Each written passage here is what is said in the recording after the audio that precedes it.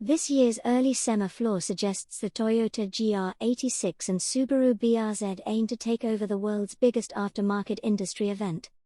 For most enthusiasts, the last 4 weeks of constant social media scans and YouTube viewing marathons from all of the accounts you follow have been filled with frenetic pacing and last-minute parts arrival and installation as the SEMA deadline loomed overhead.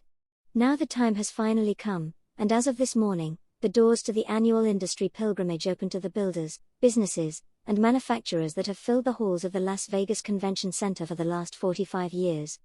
Let's take a special look at what's on the floor behind the scenes, before the doors opened.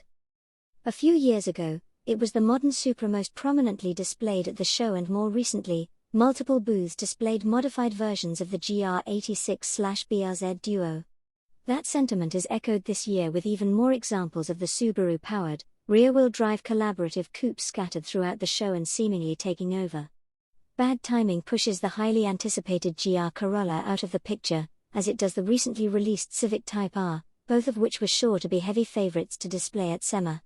The 11th generation-based Civic Si and close relative 2023 Integra were both available for building, though the aftermarket hasn't had much time to create a catalogue of parts. Speaking of favorites, the long-running, large-scale Honda booth that took up what equated to a city block in the Central Hall every year will be missing this time around, and the same goes for Ford and their massive layout, both of which featured OEM and modified versions of their lineups in high-traffic areas of the show.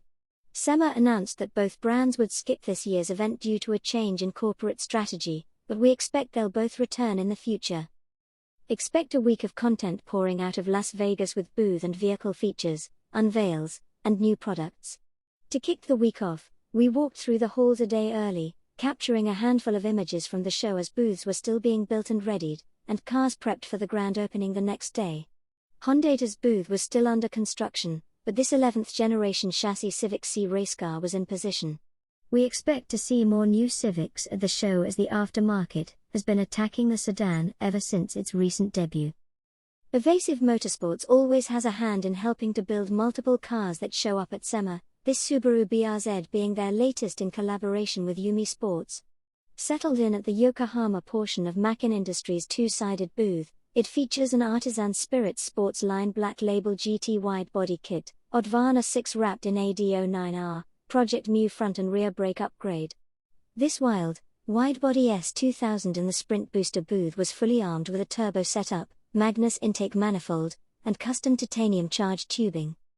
The new Acura Integra was met by substantial enthusiast pushback and has some rough waters ahead, as many are upset with both the number of doors and its engine choice. Recently, Acura handed over 3 Integras to whom it referred to as the nation's top tuners to put their own spin on the new entry-level 5-door and maybe spice it up.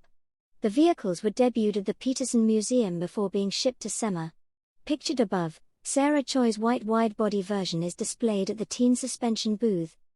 Toyo's Treadpass has grown into a staple of the annual show, with its carefully curated vehicle selection offering something for everyone. With the excitement that surrounds the spectacle, anticipation for this year's layout is sky high. You've seen his Pistachio RX-7 before, as it was on the cover of Super Street in 2018 with a Turbo LS setup and Rocket Bunny kit.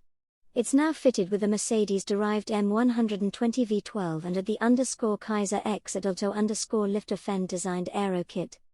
We don't get it in the US, which makes this GR Yaris decked out in full rally trim and livery parked in the Toyota Gazoo racing booth even more desirable.